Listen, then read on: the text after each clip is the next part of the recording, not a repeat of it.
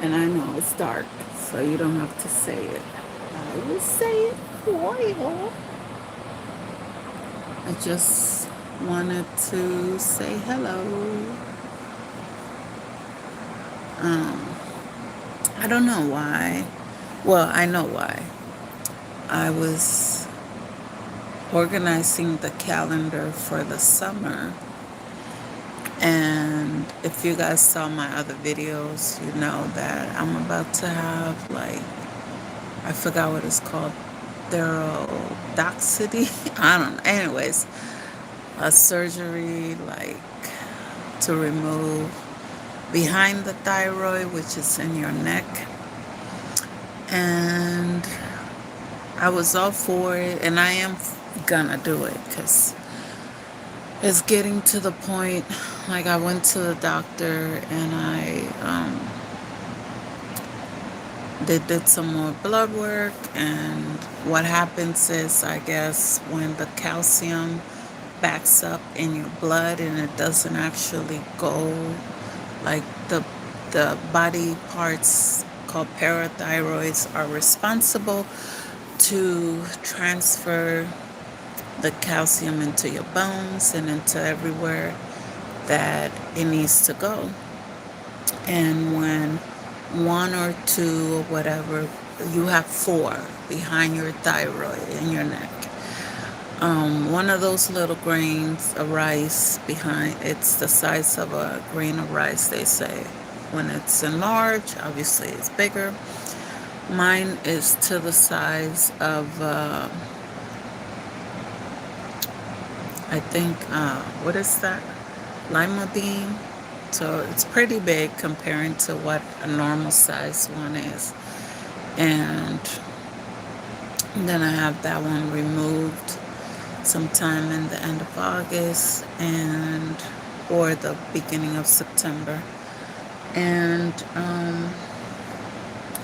so, and I was like, okay, the surgery takes less than 20 minutes. It's gonna be fine. Hello, hello. I don't know. You guys are, like, very aggressive. Say hi. No, I said hi. IDK.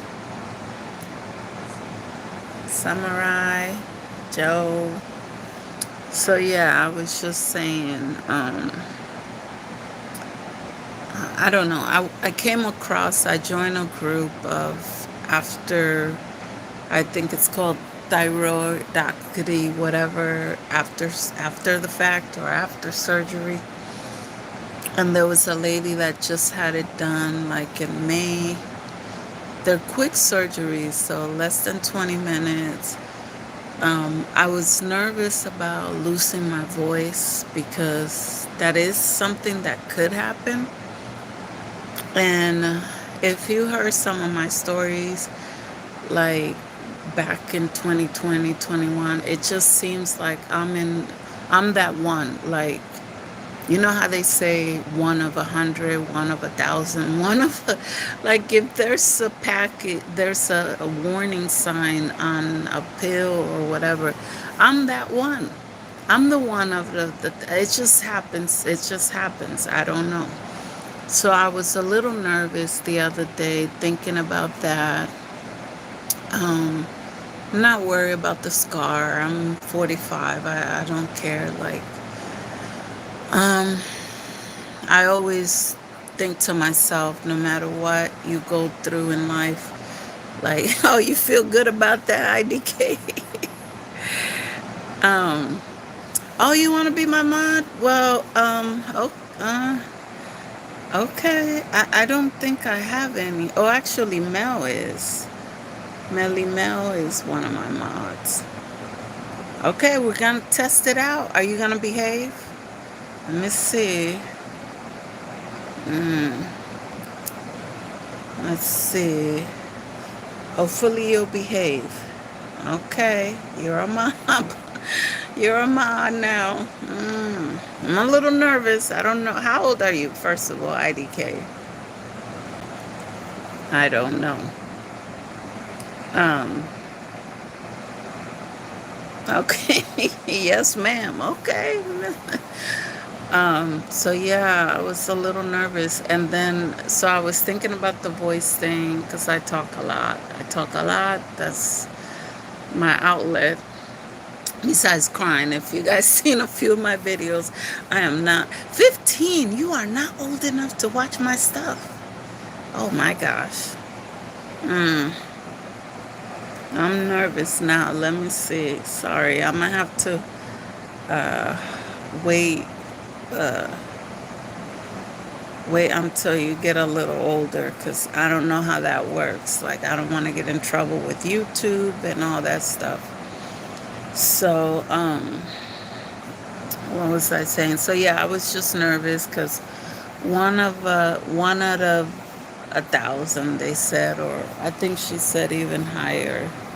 So I was like, okay, but it could happen. That's what I'm asking. It could happen. People have lost their voice because, as you know, your neck holds all the.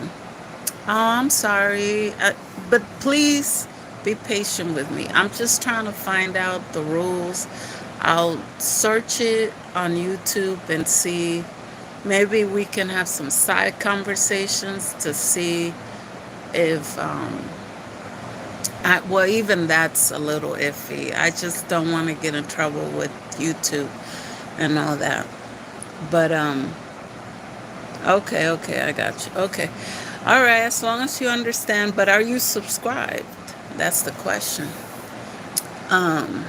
So yeah, I was nervous about the voice thing. Then I saw, a lady just had hers done, and she has, I think she said she had two of the parathyroids taken out. So two little things that were inflamed that were not helping direct the calcium where it's supposed to go.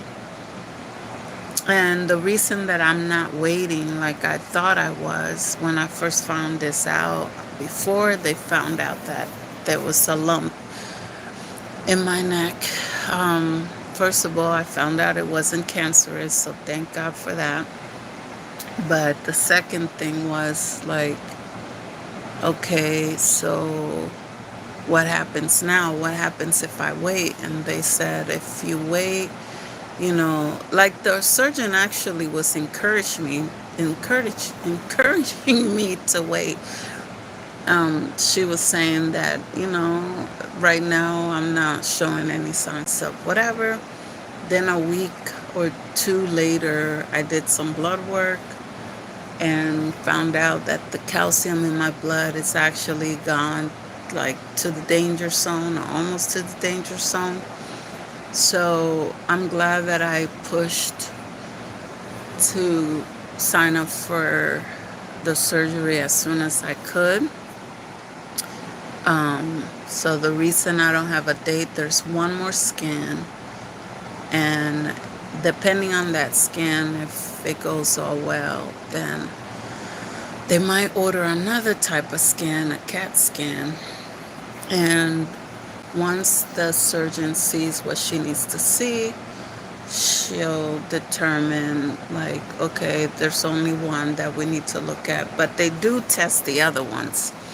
So that's a little scary because they do clip on something. They kind of take a little piece, test it. I don't know if that part of your body can grow back, so that's a weird thing.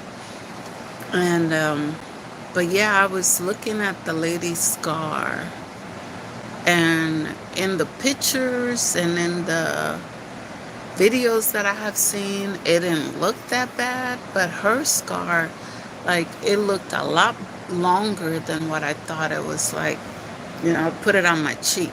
So since that's showing up here, it was like this. I thought it was going to be like something like this, and it was almost like this around her neck. It almost seemed like somebody slashed her. Um, so I'm a little nervous because we were going through the calendar stuff for the summer with my kids, and they want to go to camp, they want to do all this stuff, and I'm so proud of them. They're going to be leading and directing and all this stuff, and stuff I didn't get to do, and I'm so proud of them. That's the goal as a parent. You want your kids to do more than what you did. You want to encourage them to be braver, brighter, push themselves, and that's what they're doing. But in that, I realized, oh my God, if the surgery is put in the middle of the month, um, my oldest, it's not going to be here. So he was the one that was going to drive me home and kind of help me out. I know that they say you could have pain for a little bit. I talked to one of my friends from camp, high school camp. She just had it done. So I guess this is very common. Like, it's weird. Once you get diagnosed with something or you find out that you're dealing with something, you like find out way more people are dealing with it and you never heard of this. Like, but I'm a information sharer. Like, when I'm going through something, it's going to be all over my page because I'm trying to educate everybody. Hey, look out for this. These are the warning signs. Don't wait until it's too late. Get tested for this, get tested for that. Like, if I didn't push my doctors to test I didn't even know what it was. I just knew something was up. They found out my thyroid was going haywire, and so that's another whole situation, even though it's all in the neck. But yeah, I got a little nervous because I was like, okay, I know I'm brave. Like, I had kids and I was by myself. Like, I wasn't one of those lucky people that get to have their mom stay with them for a month or even a week to help out with the babies. And now I did have help with my oldest when my oldest was born. Um, the grandma did take him. One of the grandmas took him for I think a week or so, maybe two. I think it was a week, so I could get used to being at home. Since I did go home the next day after having a C-section with my second child, and I was by myself duking it out, getting on the floor, pushing furniture with my back. I had to rearrange the couch, take boxes out of the kitchen. Luckily, they weren't heavy boxes. The ones that were heavy, I had to push with the back of my legs and trying to get them where I needed it. But I got it done. And I know I'm brave. I know I pushed myself to do it on my own. But this is going to be different. I know that C-sections, they cut through 7 layers of skin, and I'm tough, and I did it. But I don't know. I just got a little nervous if I do end up being by myself. I know there's some people that are like, oh, we found out this and that. Let us know if you need anything and all that crap. But it's like, I don't want people to ask. I'm just like, why can't, like, if I find out somebody's going through something, I'm trying to be there. Like, I found out that a friend from my teen years, like, sprained her, I don't know, she broke something. She had a cast on her foot. And the first thing I'm like, she got babies. I know she can't move around.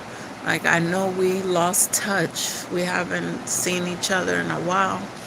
But she's still somebody that I lived with. We were roommates at some point, and I cared about her, And so once I care about somebody, unless they screw me over, I always care. So my first thought was like, girl, I can come down there and cook for you. What do you need? Do you need somebody come clean? I don't know. Like, I would do laundry. I don't care. Like, I'm like, look, I'm offering all these things. When do you need me down there? And, she was like, oh, I got it. There's people, my daughter, and this and that. So I was like, okay. But I offer and I even listed things that I could do for her. And if she needed something else other than that, then, we would have worked it out somehow. Because I can't see somebody going through something and I can do something about it and me not react. Like, there's no way. But, I hate asking.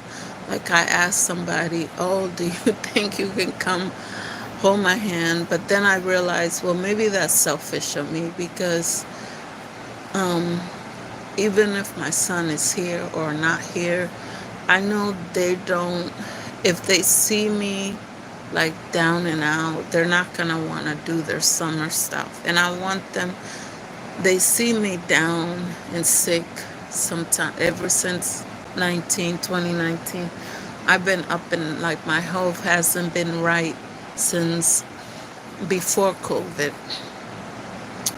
Well, actually, since I moved to the east side, like, I don't know, I just, between being depressed, feeling like pushed out here, I knew that it might be a racist situation once in a while. Now, I met a lot of great people, don't get me wrong. I see why God put us here, but it is hard to get used to a whole new school district and, just the way things are. And I don't know. Something about Kirkland, I just never felt at home. Like, I never felt at home in this part of Washington. So,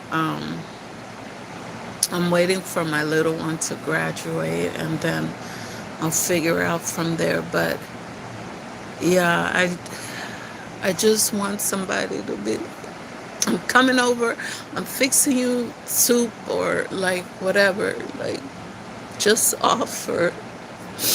Because I feel like if I have to call somebody to be like, oh, I feel like I'm begging. So that's why I try to teach my kids to be independent.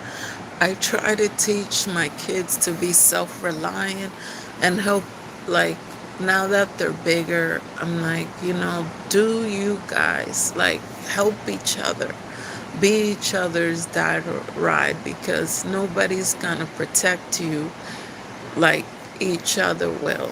Like I always have a saying with my kids, it's us against the world. And now that we have a cat, Cola Bola, it's the four of us against the world. Like, that means that if somebody says something about any of my kids, well, both of my boys, oh, they did this, they did that, I look at my kid, did you do it?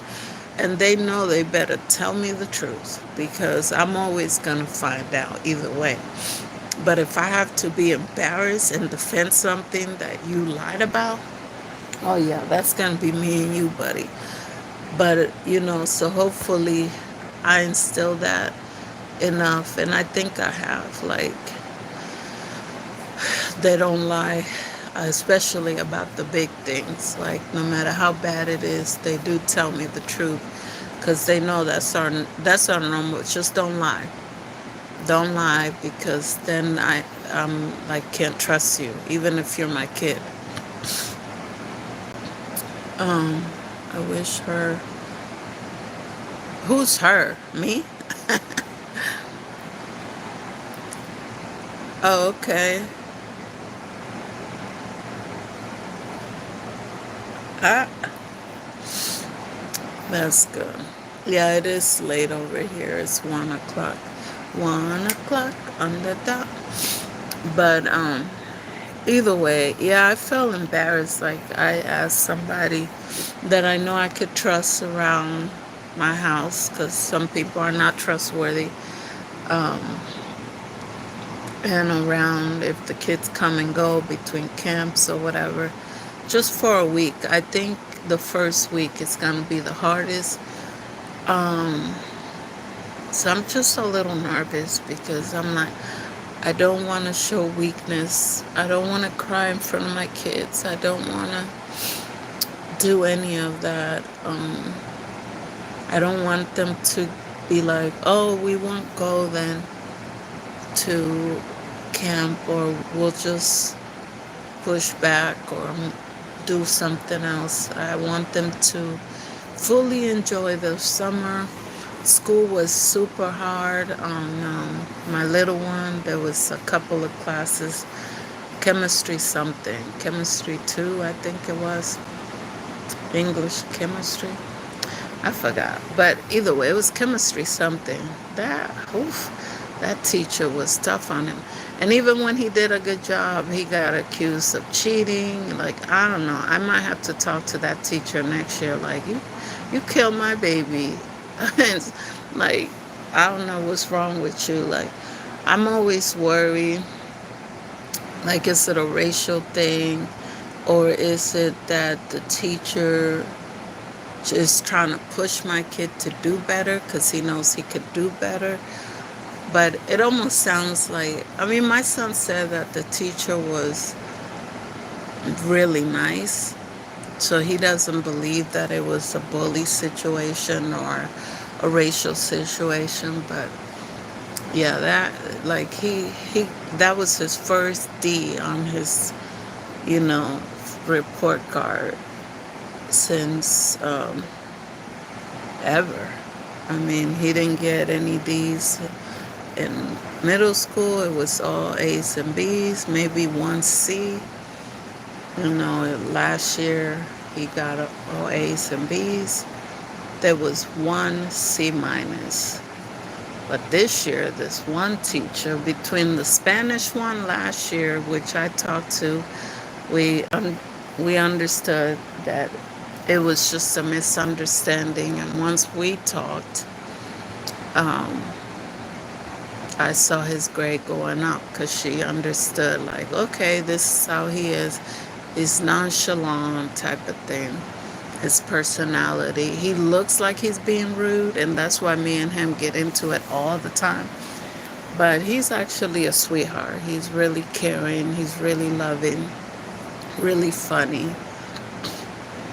And my oldest, of course, he's the greatest big brother ever. He's a great example for the little one. And um, but yeah, so that's where I'm at. Like, I don't want to beg. I just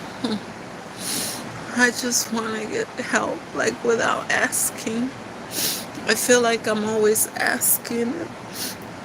I don't feel jealous. I don't know what the feeling is when I see other people, like, being spoiled. Like, oh my God, I just had a baby. A month later, they can't get out of bed. Oh, my husband brings me food. Oh, my mom did it. Maybe it is a little bit mixed with jealousy, but there's another feeling that I can't describe. Like, why can I have that? You know, like, why can I have that same concern? It just seems like people know I'm a survivor and they just expect me to survive. And it's so hard. Like, I want to be baby sometimes, you know? It's like, damn, you know, I don't know. But I don't know. I'll get over it, I'm sure, and I'll do it because I have to, like always. But I am nervous, you know. It's just, I'm really nervous. I just wish, like, I would literally, there's few people that I would fly for if they were going through something. But everybody that I know that has something, like, they have more than one person there. They didn't have to guess who was going to be there at surgery day. Um, so, or if they have a baby or whatever. Like, as much as my little sister complained about my stepmom, she loves that. She don't claim my boys, even though she raised me. She don't claim my boys. She became a grandma with my little sister's girl, my niece, and I love her to death. There's my little cutie. I have two nieces, one in Spain and one in New York, so in Connecticut. But yeah, so she has people like the father's family is halfway involved, and she had a whole bunch of friends, and my other sister, my brother, and her mom, my stepmom. So she had a lot of people. And don't get me wrong, like between programs and me, I'm very resourceful. So I will always find community wherever I go. Between churches and programs, I get it done. And my foster family still helps a lot. Um, when they were younger, I was like, dang, I wish they did more. Um, like she had some foster kids for a couple of years. She took them to Disneyland. She took them to waterfalls. She took them foster kids everywhere. And she even felt guilty one day when she thought about it. She's like, dang, I haven't done too much with my grandkids. And I think her guilt was getting her to her because she brought it up. Like, I didn't know. I don't follow none of them because I don't want to see nothing and get emotional about, like, damn, they didn't do that with me, or they didn't do that with my kids. So I stopped following all of them a while ago. But I literally did not know that they were doing all that with the foster kids. And they never did it with me when I was their foster kid, and they definitely didn't do it with my kids, their grandkids. So it's just weird, like how people give me less than what they even give a dog. Like sometimes their their animals get treated better. It's weird, but like life has taught me that if I complain, then I'm being whiny or bitchy or just like, what else do you want?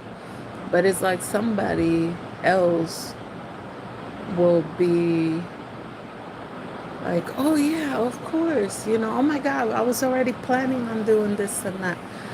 And it's like, why do people think that I'm such a survivor? Like, I mean, I am, and I'm gonna push myself, but one time in my life, it just, like, I felt that way when my birth mom came to visit me when I lived in Bellevue. Her time difference, because she came from Spain, her time difference is like 9 hours from Spain to the West Coast. So she would be ready for dinner at 4 o'clock in the morning. She would be starving at 2 and 3 o'clock in the morning. So she would cook this big old dinner. We just got used to it. I was living with a boyfriend at that time. We were looking at each other like she wants us to eat steak at 5 o'clock in the morning. We just sat at the table like it was normal. Okay, we're just having dinner for breakfast, like we do in the DR. Um, thank you. Um, anyway, so and it showed, like when I did get that type of care, she was giving me some vitamins and stuff that must have, between the love that she was giving me, the care, you know, um, and the hugs and everything, like it showed, like my numbers were so, like rocket. They just shot up. They were so good. I was the healthiest when she came. She was here for my 22nd birthday here in Washington, and I'll never forget that. Like I was like, wow, it's so real. Like the way you're being treated is the way you feel. Like if you have nothing to live for, that's what your mind and your body start acting like it. Fuck it. And maybe that's why I got as sick as I did after in 2019, because I was just like, I was just so sick of being here and feeling like useless. Like I wasn't working, I wasn't going to school, I wasn't being productive. I was thinking something was wrong with me because I couldn't find love, or um, it just seemed like guys, a lot of guys, not all, because I did find love again. Um, well, in 22, I think it was 22, 21 or 22, I think it was. Either way, what's it called? Yeah, it's just like when you talk to guys, sometimes they're trying to get pe- pe- pictures, and I was gonna say the word, but then I realized, oh, there was a 15-year-old up in here. Let me not. I'm gonna try to make videos that are not as, I don't want to be cursing. Plus, it really doesn't feel good. Like, I need to get back into it, back into God, and not just because of the surgery, but just because I've been kind of like out of church and out of the loop. I feel out of line with God. I haven't, the last 2 years, I just kind of been drifting in my faith, and I think it's back. It's time to kind of get back into a routine with God, to daily reading, all that good stuff. But anyways, I'm a little nervous, and it almost feels like I'm more lonely for this surgery than I was when I was having kids, I think. Um, so, but even with my second one, when I realized like the dad disappeared 2 weeks before the C-section was gonna be done, and the family stopped, like some of them blocked me, and or they just stopped picking up the phones. I didn't know everybody's address, and I wasn't gonna show up at the aunt's church begging. Like, if they didn't want to deal with me and accept, and welcome my baby, then I wasn't gonna, whatever. The only thing that I messed up, and this is why I don't trust people. People tell me, "Oh, don't worry, oh, why are you so, like, I told you, I got you." Well, I've been dropped so many times in so many situations. My mom, my stepmom, my dad. Like, I can't trust people until they show and prove. And it's sad, and it's hurtful towards the other person, because they think I'm just looking for a reason, or I just like to fight. But this is why I trusted that family. They told me, one person said, "Oh, I'm gonna buy the crib." One person, "I'm gonna buy the stroller." One person, they were gonna do all this and that. And I trusted them. And when my baby was born, I think I had a bassinet. I had some diapers and some formula, but that's it. Like, I didn't have anything else. I had to go, well, before the baby was born, obviously, I had to go buy. No, I actually think I got the car seat from the hospital. They usually have emergency car seats for people that lose their mom, or the baby comes out, the mom passed, and the dad has, all that. So some hospital, I guess, or maybe all hospital, have emergency car seats, and so I think I got one from them. And then 2 weeks later, God blessed me, and I found some money that I wasn't expecting in my account. So I was like, wow, that's actually, was it a day later? Maybe it was 2 days later. Maybe it was one day. But either way, it was enough money for me to get the stroller. The crib was, I think I got it from a program, and the changing table, I got it from a program. But everything else, I was able to buy him, like three different size clothes, at least for 7 days, just in case he grew like my first one. Because my first one, he would wear clothes for a week, sometimes 2 weeks, and outgrow it. So that was tough because I was like, whoa, it took me like 4 or 5 months to get that that was going to be how he grew. So I started, buying 3, 4 sizes bigger at a time. So I would buy 2 or 3 outfits for his size now, and then 4 or 5 outfits for the next size, 4 or 5 outfits for the next size, because sometimes he skipped sizes too. So I kept all my receipts in case I had to return it if he didn't fit it anymore. Like, because he didn't even wear it because he outgrew it before I could put it on. It was crazy with my first one. He was a different type of kid, man. The way he grew, it was like, how tall is he gonna be? That's Now we know it's five, not five, 6'3", I think that's what he is, 6'3" or 6'4" now. So, and I'm sure once he loses the weight and stretches more, he probably might still grow some more. But yeah, my little one grew at a normal pace. Thank God. It gave me time to kind of collect things. But yeah, like that's why I don't trust people unless they show and prove. Like if you say you're gonna keep up with my kids and like check up on them, but then I ask the kids like, oh, have you talked to so and so? Have you heard from them or have they seen you? Like, and they be like, no.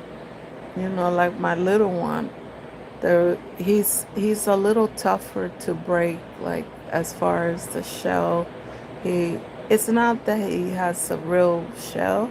It's like he's always busy doing game stuff. So unless you're like constantly communicating and sending memes and making him laugh, or hey, do you need anything? Da da da, then he's not really gonna respond. He's just gonna give you one word stuff like, hey, hi, yeah, hello, uh-huh.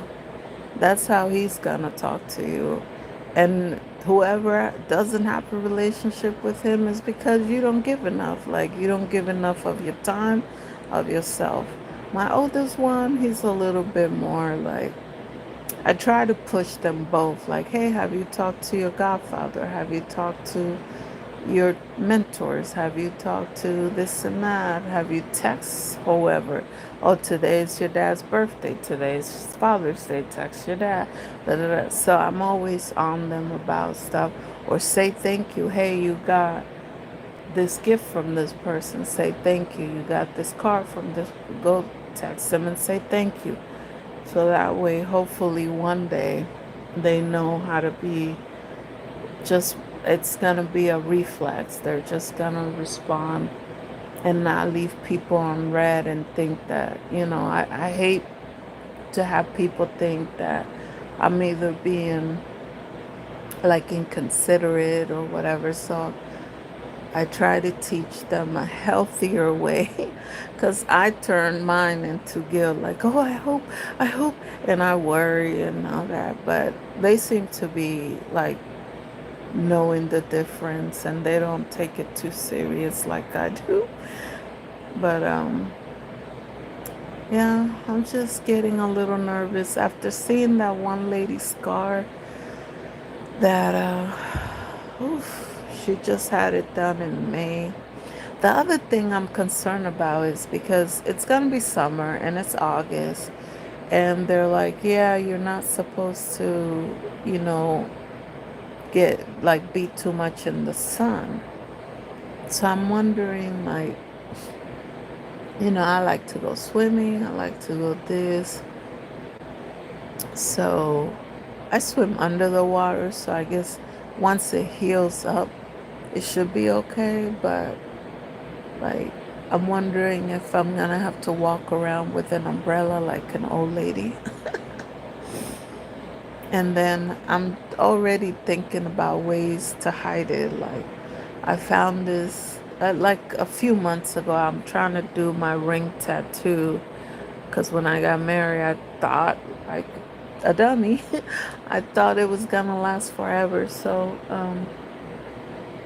we got what we didn't get it. He was talented. He knew how to fix computers, phones, um, cars, and he also knew how to. He taught himself how to do tattoos. We actually opened up two businesses. One, the I forgot what he called it, but because it was basically him doing everything. I just helped here and there, but he had a shaved ice business, Komaui.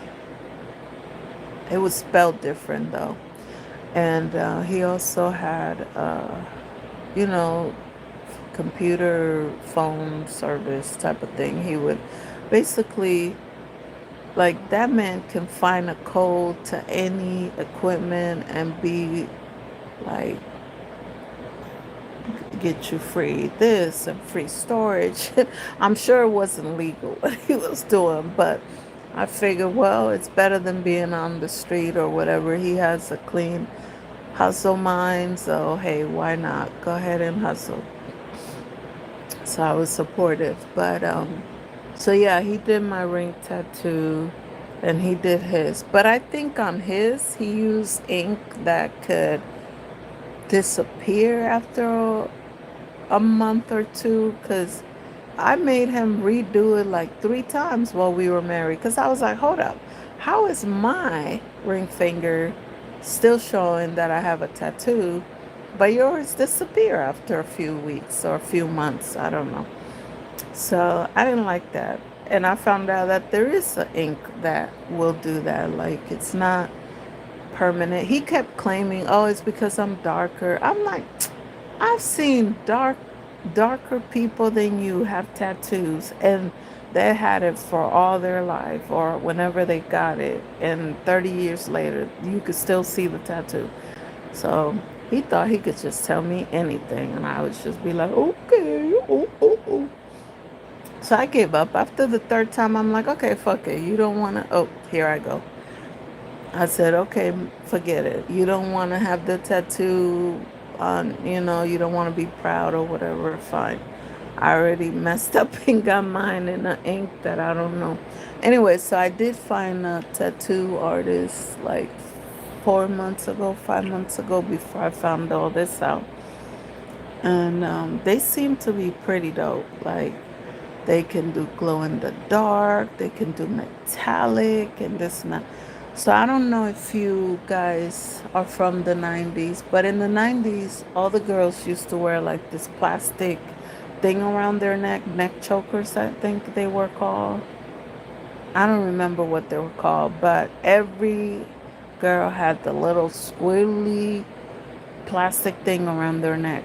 So I thought, okay, if worse comes to worse, I can ask them to match like maybe a brownish red to match where the scar is, and just even if it's lower than what we used to wear them, just to go all around my neck. Now I don't know how painful that will be, but I'm willing to find out, because they say that, eventually the scar looks invisible, blah blah blah, but I'm like, I'm not a like um I'm not a super vain person, but like, my neck is probably the only part I don't have any scars or any, like, God.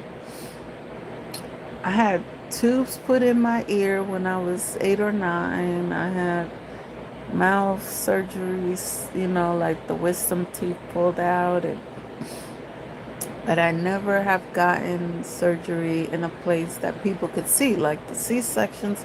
People can't see that. You put on a dress, after you have a baby, after the C-section, and you're good to go, or very loose pants, like stretchy pants, but over the belly part, not on the scar, but until you hear you can't put nothing on there. But um, yeah, I was just like looking at that lady's scar, and even after she was so proud. I mean, don't get me wrong, she did her hair. You could tell somebody did her makeup, and she's a beautiful lady. But I'm like, I thought it wouldn't bunch over like a C-section. Once you have a C-section, you even if you didn't have a belly, which I didn't, and once I had the kids, my belly went right back to normal, flat. But there was a tiny little hump, like it never really goes completely 1,000% back to flat if you have a flat belly before getting pregnant.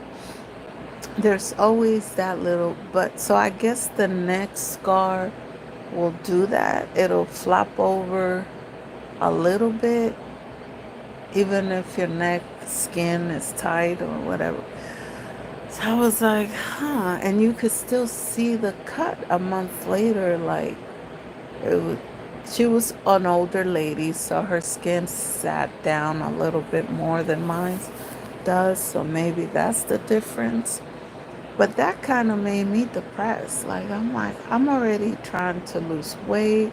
The perimenopause and the thyroid stuff make it hard to lose weight. I'm already self-conscious about this and that. I did the big chop after those that lady fake braid. I think she actually just put like 2 or 3 pack of my hair. I had 7 pack of crochet hair that was like braid and that swiggly curly hair. It was cute when I took a picture the right way. But when I went into the bathroom, I flipped my hair. I took pictures because I was like, it feels like a lot is missing. And I didn't know how it looked.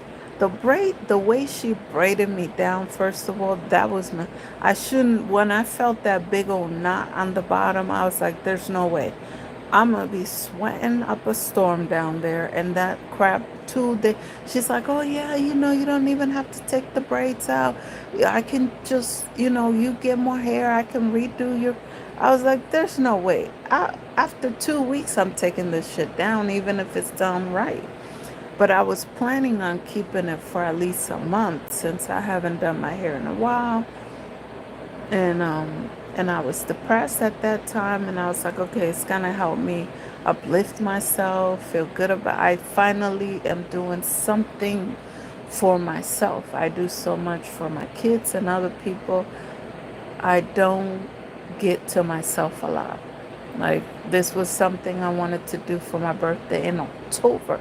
Then I thought I was gonna do it in May before I went to Florida. I didn't end up going to Florida because of some stuff going on here, and I finally was like, I'm gonna push myself, I'm gonna put it in my budget, I'm gonna get it done. And when I looked at it like the third time, I was like, this doesn't look like 7 pack of hair. This looks like three, maybe. I don't know. Maybe because she did. She was like, "Oh, I never seen this color." Like, because it was like burgundy and then pinkish burgundy at the bottom. It was really pretty, the hair. Um, but she was like, "Oh, this is so cute. This is so," and it's soft. It's softer than normal, because I don't get human hair because I don't be rocking them things too much. Like, I don't want to recycle it. I don't want to wash it. I think it's nasty if you keep hair for a year. Unless it's real hair, then you can actually wash it right, blow dry it. Okay, but synthetic, I'm sure it'll have still some of the sweat, some of the. No, that's just me. I'm not judging anybody else that does it, but that's just me. I can do it. So yeah, I was so mad because I was like, I don't do shit for myself. And here you are, you probably hid a couple of packs of hair or something. And then the way she braided me down, it wouldn't have, even if she redid it, she would have to take the whole, because she offered to redo it. I'm like, first of all, you brought your kid and your man's here. I don't want no mans that I don't know in my house, especially when I'm busy. I already have my identity stolen because I let somebody that I was dating roam around and stay. Like, I made that mistake once. This was a year later after me and him were dating. I had to run to work or school. I don't remember, but it's like, okay, well, I guess you could stay. Da da da. Nope. Worst mistake ever. I'm not having no strange man, especially one that looks like he steals. So I don't know. I'm like, hell no. And plus, you're not gonna be trying to smoke weed outside of my house and come in stinking. Like, I don't want none of that in my house. Nope. So she had to sit in the car. I guess he got bored and went to the store. But then her baby, very active, like half of the time we were worried she was gonna get burnt by the hot comb and this and that. So I'm like, I'm paying you for full service. And I thought, the first time she brought the baby was smaller, so she could sit in the bouncy house, listen to music, or watch a show, watch a movie. But this time she was walking. So we were interrupted a whole bunch of time because we had to make sure she didn't touch anything she could break. Da, da, da. And it was fun, but I was like, this is so unprofessional. Like, I got mad after I found out how she did me. I was like, the reason she didn't do a good job, a half good job, was because she was distracted by her own baby. Like, this guy, I was going to call him N word. This guy couldn't sit at home and take care of his baby for a couple of hours because that's crocheting might take 4 hours. I don't know why she had to bring the baby and bring the man like he can't babysit his own kid. Like, it's so ridiculous, the ghetto-ness. And then she was like, oh, this is not, I was like, oh, I hope they don't move out here because I could see what's going to happen. The neighbors are going to hate it. But, yeah, I was so mad. I was so mad because I don't, yeah, I just chopped it all off because the back of my hair, I don't know what she did with it, but it wasn't painful from the braids. It just felt like I had a curse or something stuck to the middle of the back of my head. I was like, oh, maybe she was lusting out, not lusting like sexually, but like some.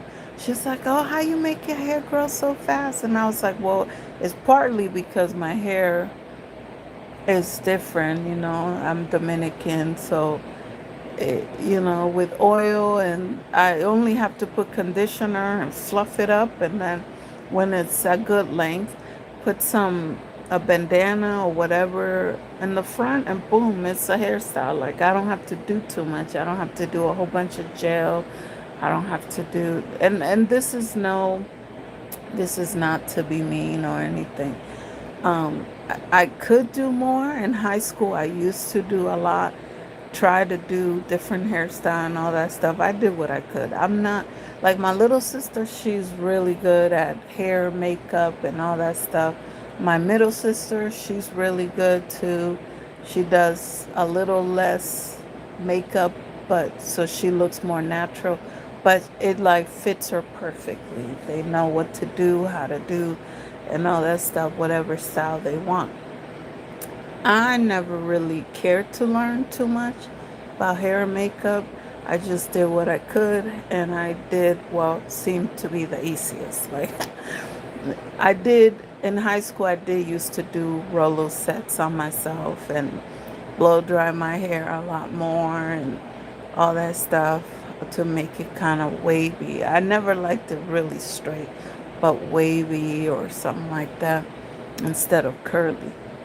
And also to let my hair grow, because when you pull it with the blow dry, you pull in, it helps your hair follicles. Like, okay, we're supposed to grow, we're supposed to. Um, but yeah, so I just chopped it all off. I took the braids out, and then she braided with a whole bunch of matted black hair. instead of bringing burgundy hair or something to match what I was getting. And she even told me, because I was gonna get the hair to braid, she's like, no, no, I got it. And she told me, she's like, oh, you need more than 7 packs, usually, blah, blah, blah. I showed her my hair before she came, a month before, 2 weeks before. She asked a few days before coming. I showed her, I sent her the link, the Amazon link, so she could look it up herself. She's like, oh yeah, I'm gonna get 1 or 2 more packs. Then she brings some short black hair. Like, that's not even the same braid type. It didn't have the swiggly. It's just curly at the bottom, crochet hair with, braided but curly at the bottom. I'm like, this is not even the same style, the same color, the same length, nothing. I told you I could have bought my own freaking hair. Like, I could have bought more. It wouldn't have been the same because that that color that I had, for some reason, Amazon took it off. Like a week later, I couldn't find the same color. But I was like, I could have got some gold or some, not gold, but like brownish, reddish, copper, and just done half of the bottom with that. Like, um, because I was planning just to lift it if I was going somewhere, if I was going to Florida, just put in a ponytail, and I can't see the back, so I wouldn't care. But no, she brought the wrong hair. She brought her baby daddy. She brought the kid. Uh, every 2 minutes, we had to like try to give her a snack. The kid's definitely, well, my youngest just hid in his room. He's like, I don't want no parts of it. Um, then she was supposed to do my youngest hair. She was like, oh, I can't braid it. Nah, nah, nah, nah, nah. I was like, whatever, bitch. Like, I was so through. By the time she left, I was so through. I'm like, it's just crazy how people take advantage of you. But I don't know. She kept talking to me like I've never had my hair done. Like I was new to this. Now, don't get me wrong. Nowadays, they want a different type of crochet. They want it already ready to pull. Like back in the day, the old crochet lady that I had in Burien or in Tequila, she got regular loose hair for crochet. She tied the knots herself. She didn't need it pre looped and pre this and that. Now these young girls don't want to, like, no, if it's, and then I'm like, okay, can you just braid the front back a little bit since you don't have the right type of hair and you say I don't have enough for my whole head. If you braid the front back, like, and kind of split this way and then this way down, and then halfway down you could start the crochet. And I've done that style like at least 5 times since I started doing crochets and stuff back in the early 2000s. She's like, oh no, that's two different type of styles. No, that don't work. That doesn't better. And me, I don't like to argue, especially about shit that I know, because I know I go from 1 to 100. So I was like, look, before I get to the point that I want to punch this bee in the face, because she's like telling me something I know I've done, she's acting like it can't be done. And but I was like, but you said I don't have enough hair, so this way I could still have the long hair in the back and I can still pull it halfway up and do a little thing and swing it over my front so it looks like a half ponytail. And so it'll still be good. Like I've done it before. Well, I don't think I told her that I've done it before. She like told me, oh yeah, the hair that you get, let me just get the hair next time and I'll just put it on your tab because you don't get the right hair. Da, da, da. Or she was, I mean, I would appreciate it if she was trying to offer me the discount. And she did that. Now that she was good at. That's why I kept her when she messed up the first time I went to her. She did a great job with my son.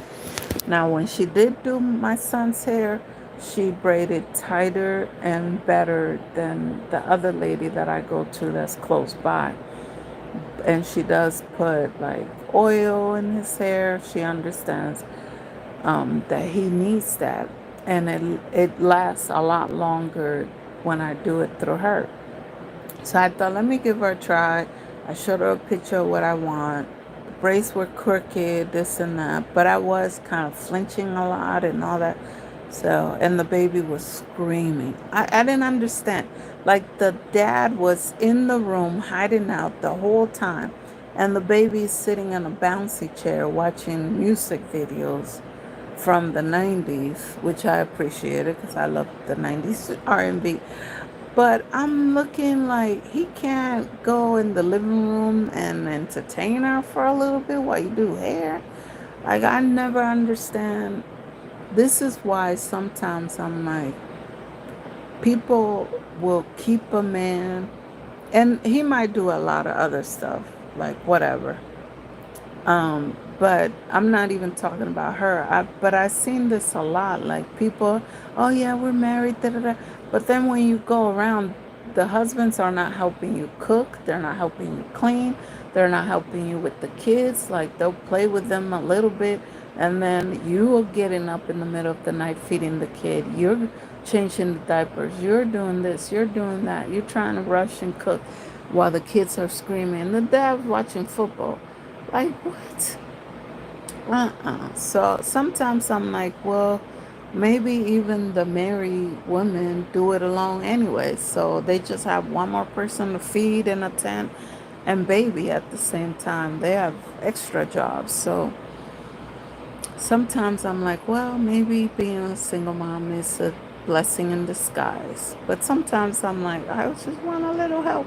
But yeah, seeing that crap, I'm like, see, this is why I don't even, if somebody don't want to be a part of my kid's life, yeah, go, because you're a waste of space. You're draining my energy for no reason. Like that's the main reason I would cut somebody off. If they promise that they would be there for my kids, or if they made promises, oh yeah, I'm gonna get you a ticket because I want to see you, blah blah blah, and then 10 years later you haven't even FaceTime, then what's the point? I don't need, like, we don't need to talk. You breaking my kids' heart and breaking promises and giving them some of the traumas that I've been through with abandonment and this and that. Like, that's really like my biggest fear. I didn't want people in my kids' life that weren't gonna keep their promise. And I was pleasantly surprised. Like when I lost my other phone, or not lost it, I my phone, I don't know what it did. It seemed like it felt like somebody hacked it and ruined my phone, but I don't know. So it was just attacked and it just went haywire. Like I try everything. When I tried to turn it off, it would go to a white screen or it would just stay stuck. But anyways, during that time, or 2 days later, I had to make business calls. I had to let the hospital know, like, hey, if you need to reach me within a week, my new phone was gonna take a week or so to get here.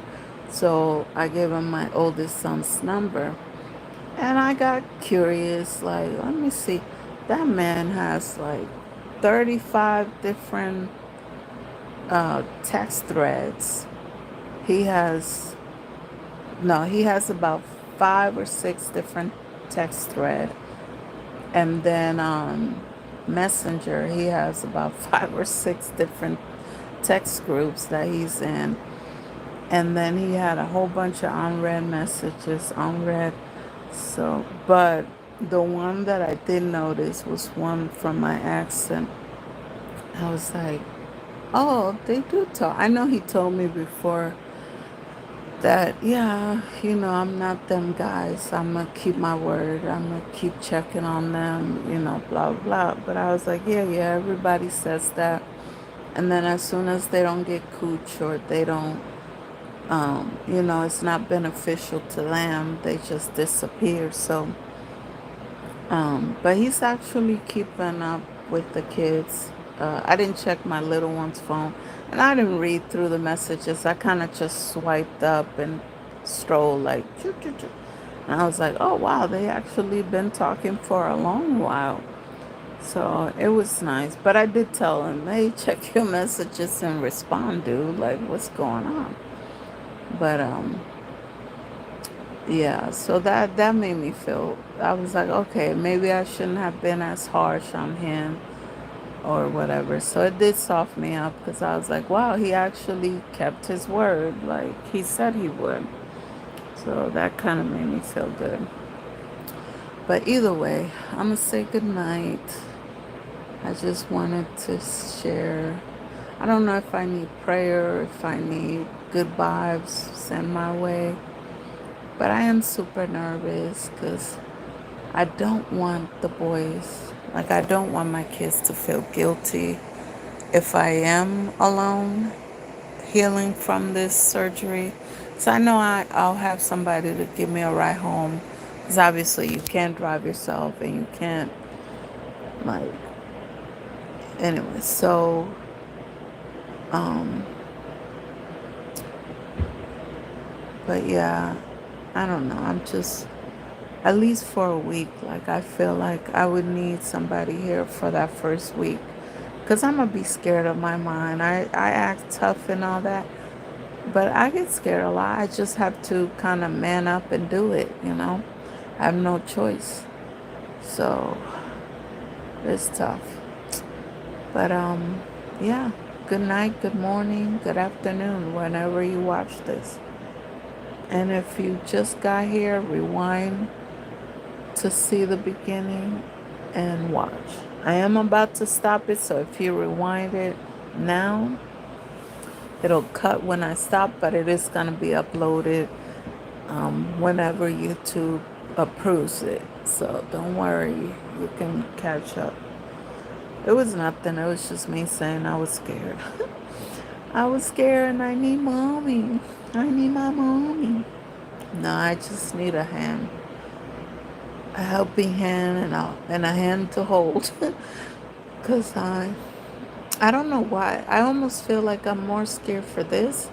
I guess because of the voice thing, like, the thought of not being able to talk. Like, whoa, I don't know. I'm trying to, like, before that, every day I'm gonna wake up, look in the mirror, and say the opposite. I'm just gonna push positivity all July and all August. So hopefully that'll help send things the right way. So it doesn't happen that often, and I shouldn't be thinking that I might, because that's not good. Your body will follow whatever you're thinking, it will come to fruition. So I'm trying to think positive from now on. But I did just need to let it out. I needed to say, I'm scared. And I want somebody to offer without me having to beg, you know, or as a program person, or because it's weird. Like, the program people, any program that I've been with, they are way more curious about what's going on with me.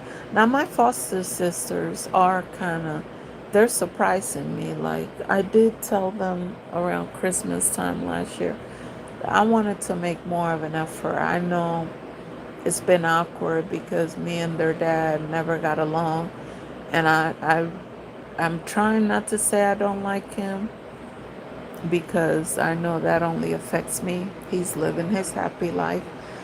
And so I'm trying to be like, okay, we just don't get along. The point blank period.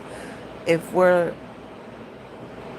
if we're in communication long enough, he'll do something to piss me off. Like, it is what it is. We just don't click. We just don't match. And I don't know what it is about it, because I get along with the rest of his family. Well, one of his sisters don't like me, but that's on her, not me. I don't know what I did to her.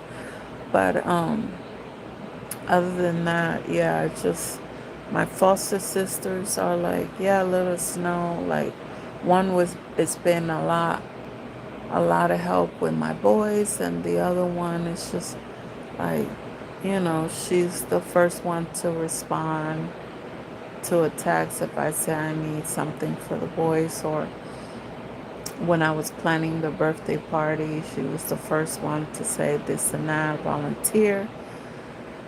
And so I think we're gonna eventually build a nice friendship, if nothing else. Like, you know, I'm hoping that one day we can get to the point that we can be like, hey, let's go grab coffee, or let's go grab a smoothie or something, and just drop the fakeness, because I feel like we don't know. I think they're nervous around me and I don't know what to say. Like, they know what it is with me and their dad, so it's awkward for them because they love their dad, obviously. But anyways, yeah, I know if I say, hey, this is what's going on with the surgery and I might need help, somebody from over there, and it better not be him. If they send my foster dad, I'm gonna be like, I refuse. I don't want him around me in medical procedures at all. Like, I don't know. He's not gonna do anything to harm me, but I just don't want that energy around me. Like, I know as soon as I see him, I just get disgusted. Like, he's done so much gross stuff behind the scene that I just can't unsee it. Every time I see him, I'm just like, you asshole. But I know, I don't know. One day I'll outgrow that thinking, that mentality, maybe. But either way, yeah, they've been in us because you need good vibes to heal anything. Even when if it's just you grinding, you can set a good vibes. Like, I used to put on jazz, I used to put African beats, and that just kind of clear my mind, calm the room down, and send any negative energy away. But if you see somebody that you're not vibing with, or that you had some kind of animosity, like, healing becomes, I don't know, for a minute, healing kind of goes away because either anger or anxiety or something negative will come in the room, and it's just like, I don't need that. So as long as they don't send him or the new family that the church seem to be attached to, because I don't know them, that would be awkward to be in a car with a couple I don't know. Um, it'll be fine. So I don't know. Maybe I'm overthinking it, but I just like I just want to be taken care of for a weekend. I guess that's the bottom line. Like, I just want somebody to do what I would do for them. Like, anything anybody I love knows that I don't care if I don't have the money for a ticket. I don't, like, my kids are older now. Before I used to beg for, some, oh, like this and that, okay. Um, Maybe somebody would babysit, like if I had to work out of town or whatever, go to conferences. But definitely, if there was an emergency, I would want to be there. Um, but anyways, I understand. Like, then I'm thinking, like, am I being selfish to expect people to want to be there? Or, just because it's not cancerous doesn't mean it's not scary. Like, it's still surgery, it's still scary, it's still like, my kids are still gonna see me with this big old scar on my neck. And they're gonna be scared every time. And then if it's done at the beginning of September, like, I won't be able to do anything for my son. Luckily, he's gonna be a junior, so he'll be fine. He knows where everything is, the bus stop, this and that. Like, he's pretty independent anyways, but I don't know if I'm gonna have energy to cook. And then if I do have energy to cook, like I'm a foodie, so I'm gonna look at the food and want to eat it. And you can't eat solid food for a while. Like everything's gotta be, smoothies, applesauce, yogurt, soft stuff. Now, there are some people in the thyroid group saying, like, oh no, like one lady was like, I don't know why everybody's complaining. 2 hours after I had the surgery, I was eating pork chops. But I'm like, okay, that's you, chopper. Like, you can chop that and risk hurting yourself, then fine. I'm not gonna risk it. I'm not risking it. I'm already gonna have to do a lot of stuff on my own if nobody's here with me. So that's definitely the last thing I'm gonna do is do extra stuff to hurt myself maybe like because I'm thinking like I'm gonna be scared. I know me, I'm gonna be scared to swallow for a while. So it might be a good thing. I might lose the weight that been stubborn. I know I got plenty of tea. I got plenty of oatmeal. Right before the surgery, once they tell me the day, I'll go to Costco and stack up on everything I can just eat with a spoon, like, soft stuff. I'm not gonna even try to do rice for a while. Like, I'm so scared to chew and swallow, I don't know. So, I might do liquids for the first 2 days. I don't know, because I'm even scared to do like yogurt or applesauce But just like having the C-section, I was scared before it too and nervous. Like, how am I gonna have a kid go into kindergarten and I have to get the baby ready, put him in the stroller, cover him up so he doesn't get smoke from the bus. Like, I had to plan all that. You know, my baby was over 2 weeks, thank God, because he was born in April and school starts in September. So he was a few months old. So it wasn't like I was taking a brand new baby out into the street with all the pollution and stuff, but it was still scary. Like, I'm like, oh my God, I'm a single mom of two. This wasn't the plan. Of course, I was planning to marry both of my kids' dad, father, and dads and stuff. So, but sometimes life doesn't go as planned. So, and the funny thing is, everybody that I dated between my kids and after my kids, oh, I wish I could have a baby. I'm like, are you kidding me? So you could leave me too, and then I have another daddy, another kid, and I have to do this shit by. No, I would never. Yeah, okay. Well, guess what? People say what they say, but then shit happens. And then you're left looking like the whole, oh yeah, she got two baby daddy, two kids, like, oof, judge her. But then, anyways, I said this in another video. Obviously, that's still an issue for me.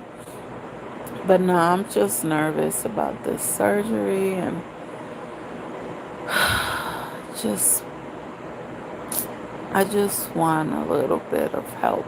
And I kind of wish that I could have the kids like out of the house completely for a month or so after I had it. But I know either a few weeks after I have it or even a few days after I have it, my youngest will start school. I don't know why they start school here on the 2nd in the east side. Like, normal schools start on the 5th after the freaking 4th of July.